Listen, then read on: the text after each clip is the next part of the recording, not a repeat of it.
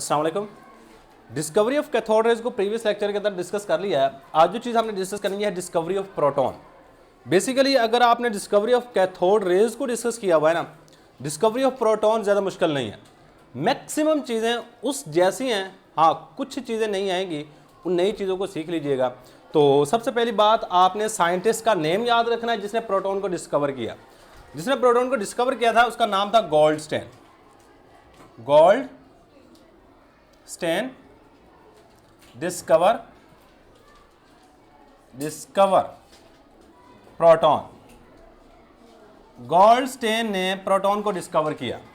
पहले नंबर पर ये बात याद रखनी, और ये अमूमन एमसीक्यू में पूछा जाता है कि which scientist discover proton.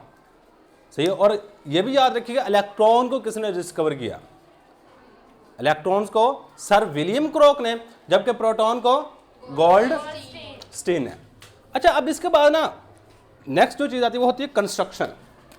Next heading आ जाएगी कंस्ट्रक्शन। कि अगर हम इसकी कंस्ट्रक्शन देखी जाए, कैथोड रेज किस तरह पैदा की गई है, कौन से इंस्ट्रूमेंट इस्तेमाल किया गया है, उसकी कंस्ट्रक्शन कैसी है, वो चीज़ चेक कीजिएगा। अगर कैथोड रेज की आती है तो प्रोटॉन की आप आसानी से कर लोगे। तो सबसे पहले हमने एक डिस्चार्ज ट्यूब यूज़ करनी है। ये वाली चीज़ हमारे पास डिस्चार्ज ट्यूब है, ये ग्लास की बनी होती है। ये किसकी बनी होगी? ग्लास की बनी होगी। और यहाँ पे हमने एक वैक्यूम पंप लगाना है। यहाँ पे क्या लगाएंगे? Vacuum pump. वैक्यूम पंप का फंक्शन ये होता है कि अंदर से हवा को बाहर की तरफ निकालेगा। इसके अंदर जो हवा मौजूद है इसको बाहर की तरफ निकाल देता है। इसके अलावा दो इलेक्ट्रोड्स लगाने हैं। क्या करना है हमने? यहाँ पे दो इलेक्ट्रोड्स लगाने हैं और इनको जोड़ देना बैटरी के साथ। इनको किस चीज़ के साथ जोड़ना है हमने? बैटरी के पॉजिटिव और नेगेटिव टर्मिनल के साथ जोड़ना है। सिर्फ जो बैटरी के नेगेटिव टर्मिनल के साथ जुड़ेगा उसका नाम देते हैं कैथोड का, और जो बैटरी के पॉजिटिव टर्मिनल के साथ जुड़ेगा उसका हम नाम दे रहे होते हैं एनोड का। उसको क्या नाम देंगे? एनोड का। सही। अब ना यहाँ पे एक चीज़ जो आपने खुसूसन याद रखनी है वो ये है कि आपने जो यहाँ पे कैथोड यूज़ किया है ना, ये परफोरेटेड है। अब वैसे ही बनाओ, लेकिन मैं यहाँ पे थोड़ा सा इस तरह करके बना रहा हूँ। इसके अंदर ना बारीक बारीक सुराख हैं। इसके अंदर क्या है? बारीक बारीक सुराख हैं। ये इस तरह का है। अगर मैं इसको सामने से दिखाऊँ ना, ये कुछ इस तरह का होता है। ये बिल्कुल गोल होगा और इसमें बारीक बारीक पोर्स होंगे। ये इस तरह का, ये असल में ऐसे होता है। और इसीलिए हम इसको ये जो सुराख है इसको परफोरेशन भी कहते हैं। ये जो सुराख इसमें बने हुए ना, इसको परफोरेटेड, इसीलिए हम इसको नाम दे रहे थे परफोरेटेड कैथोड। क्या नाम देते हैं? प्रॉपर नाम परफोरेटेड कैथोड है। अगर सिंपली कैथोड भी कह देंगे तो काम चल जाएगा। सिर्फ इतना डिफरेंस है इसमें। क्या यहाँ पे जो कैथोड यूज किया है इसमें परफोरेशन है। परफोरेशन का मुराद क्या है? सुराखदार कैथोड इस्तेमाल किया है। सही है। इसको उर्दू में कहेंगे तो कहेंगे सुराखदार कैथोड। सही। बस एक डिफरेंस यहाँ पे आता है, वहाँ पे हमने सिंपल यूज़ किया था, यहाँ पे हमने सुराखदार कैथोड यूज़ किया है। अब कहता है जैसे ही आप यहाँ पे इलेक्ट्रिसिटी देते हो, करंट देते हो, तो कुछ रेज यहाँ से पैदा हो के इस साइड की तरफ मूव करती हैं, इस साइड की तरफ। और जबकि कैथोड रेज, याद रखिए कैथोड रेज हमेशा कैथोड से पैदा होती थी और इस साइड की तरफ पैदा मूव करती थी। यानी कैथोड रेज मूव करती थी कैथोड से एनोड की तरफ। किसकी तरफ? कैथोड से एनोड की तरफ मूव करती थी। जबकि कैनाल रेज, इनको कैनाल रेज भी कहते हैं। कैनाल रेज क्यों कहते हैं वो भी हम बात करेंगे। जबकि प्रोटॉन या फिर कैनाल रेज जो हैं ये कैथोड से, ये एनोड से कैथोड की तरफ मूव करती है। ये असल में एनोड से पैदा नहीं होती। मैंने देखो यहाँ से नहीं लेके गया, मैं दरमियान से लेके जा रहा हूँ। सही है। तो दोनों की डायरेक्शन याद रखिएगा, कौन सी रेज किस साइड से किस साइड की तरफ मूव कर रही है। कैथोड रेज कैथोड से एनोड की तरफ, जबकि एनोड रेज या फिर कैनाल रेज एनोड से कैथोड की तरफ मूव करती है। पहले नंबर पे ये बात याद रखें। सबसे पहले कंस्ट्रक्शन लिख लो। कंस्ट्रक्शन में it is consist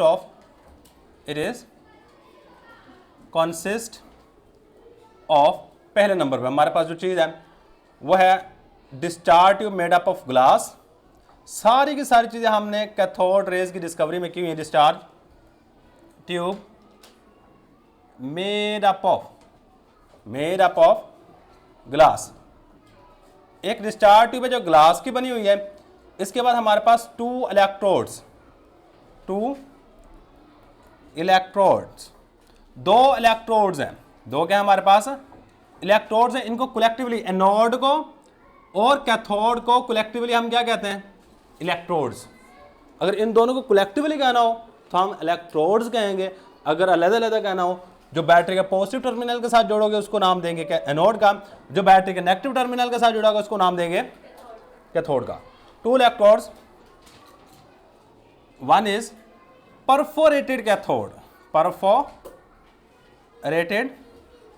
cathode, connect, जिसको हमने जोड़ रखा है, connect to negative terminal of battery, negative terminal of battery, battery के नेगेटिव टर्मिनल के साथ जोड़ रखा है battery. And anode,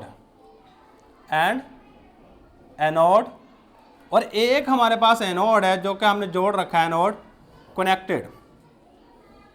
connected to positive terminal of battery, positive terminal of battery. बस जो खुसूसन बात याद रखनी है बच्चे वो ये है कि आपने जो यहाँ पे कैथोड इस्तेमाल करना है वो परफोरेटेड है, उसके अंदर सुराख है बारीक बारीक।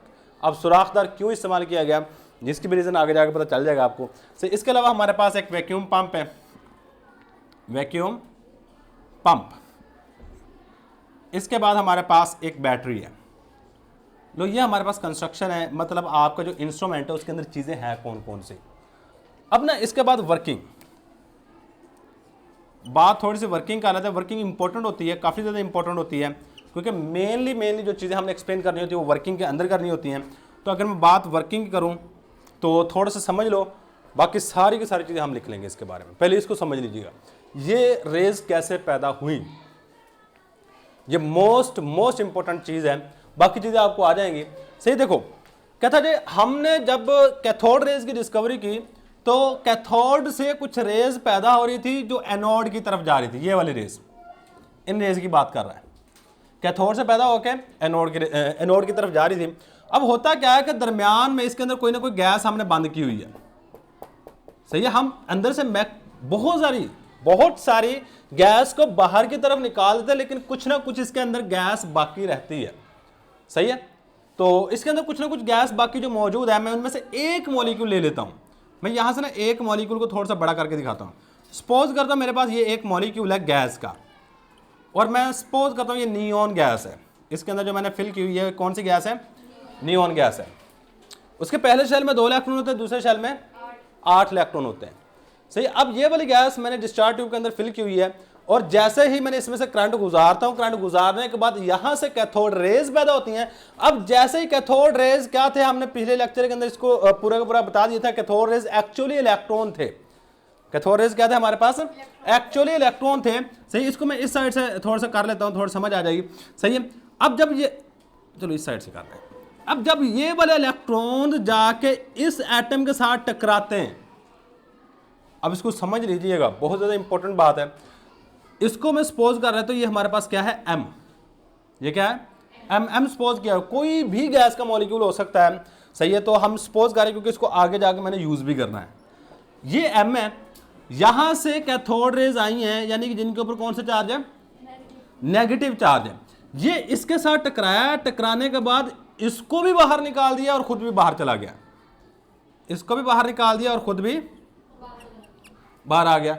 और इसके नतीजे में देखो यहां से समय हो क्या रहा, एम के साथ एक इलेक्ट्रॉन टकराया है।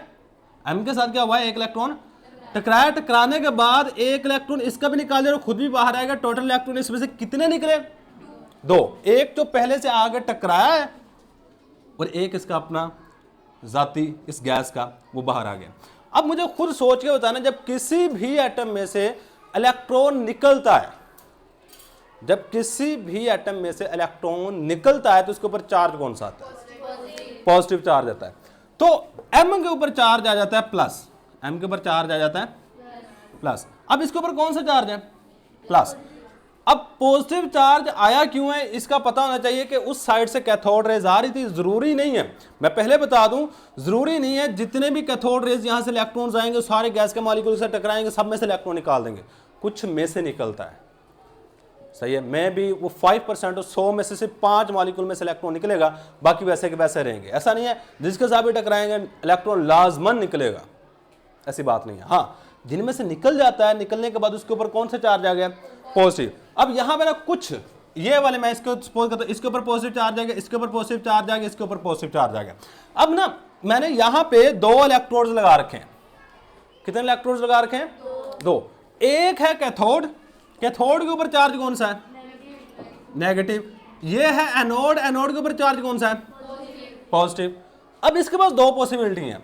जो पॉजिटिव आयन बना है ना, पॉजिटिव आयन बना, इसके बाद 2 पॉसिबिलिटी, या तो ये इस साइड की तरफ मूव करें या फिर ये इस साइड की तरफ मूव करें। तो एक बात याद रखिएगा, opposite charges always attract each other. मुख्तलिफ किस्म के जो चार्जेस होते हैं, प्लस माइनस को खींचता है, माइनस प्लस को खींचता है, प्लस प्लस क्या करते हैं, रिपेल करते हैं।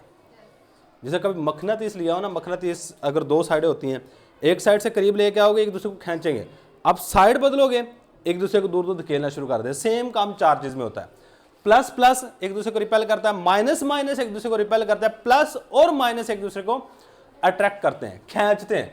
तो यहां पे इसके ऊपर प्लस चार्ज है, उसके ऊपर कौन सा चार्ज है, और जबकि इसके ऊपर क्या है, प्लस। ये प्लस प्लस एक दूसरे को रिपेल करेगा, उस सर धकेलेगा, जबकि ये वाला क्या करेगा, इसको अट्रैक्ट करेगा। और जब ये अट्रैक्ट कर रहा होता है तो ये बड़ी स्पीड से इस साइड की तरफ जाता है।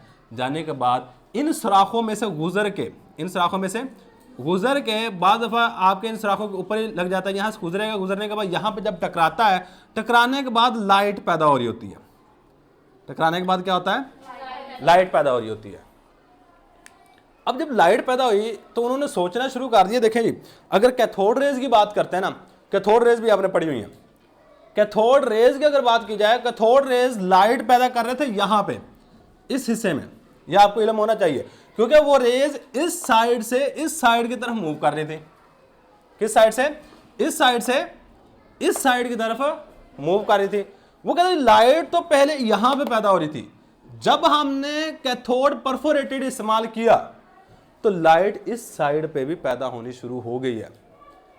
अब इसका क्या मतलब है, मतलब है कोई ना कोई कैथोड रेज के अलावा भी कोई ना कोई रेज पैदा हुई हैं, सही है, और उसको नाम देना शुरू कर दिया कैनाल रेज। क्यों कैनाल रेज नाम दिया गया, क्योंकि ये ना, ये जो सुराख हैं, सुराखों को कैनाल कहते हैं इंग्लिश में। क्या कहते हैं, वो कहते हैं ये रेज ना कहीं सुराखों से पैदा हो रही हैं।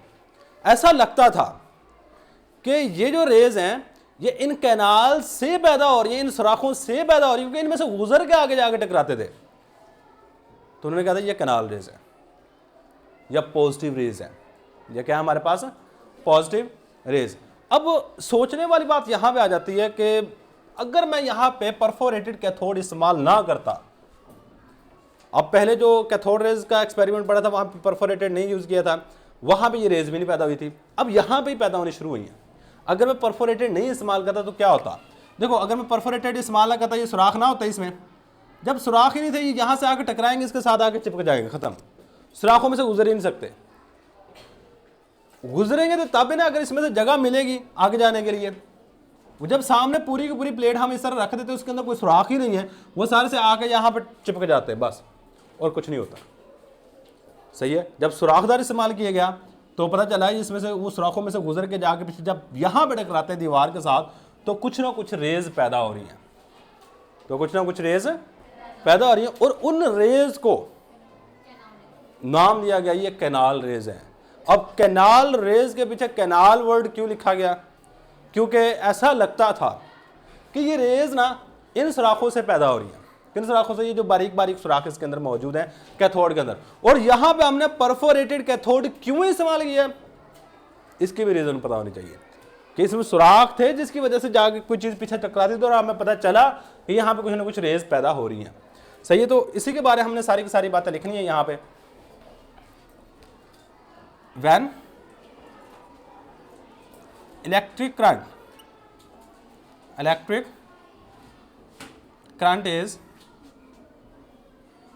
पास थ्रू, जब इलेक्ट्रिक करंट गुजारते हैं pass through the discharge tube, discharge tube, then some rays are produced, some rays are produced, कुछ रेज पैदा होती हैं which travel, जो कि हरकत करती हैं, which travel, जो कि हरकत कर रही होती हैं, travel from, कहाँ से कहाँ की तरफ हरकत करती हैं, from anode to cathode, from anode to cathode, and when they strike, और जब ये वाली चीजें टकराती थी, स्ट्राइक का मतलब होता है टकराना, strike with the wall of discharge tube, ये जब डिस्चार्ज ट्यूब की वॉल के साथ टकराती थी, देन, तो फिर हमारे पास होता क्या था, then light is produce, light is produce, light पैदा हो रही होती है ऑपोजिट टू, मुखालिफ, ऑपोजिट टू एनोड, एनोड के मुखालिफ, देखो एनोड के बिल्कुल ऑपोजिट साइड पे ये एनोड है, यहां पे लाइट पैदा हो रही होती है। ये एक सिंपल सी चीज याद रखिएगा। अब इसमें असल काम क्या होता है, सही है, मैं प्रॉपर्टीज ऑफ कैथोड रेज की बात करूं तो प्रॉपर्टीज ऑफ कैथोड रेज में हमने सबसे पहले नंबर पे इसका काम ही देखना है कि किस तरह कैथोड रेज पैदा हुई हैं, सही है। नेक्स्ट हमारे पास, चले इसको इतना नोट कर लो,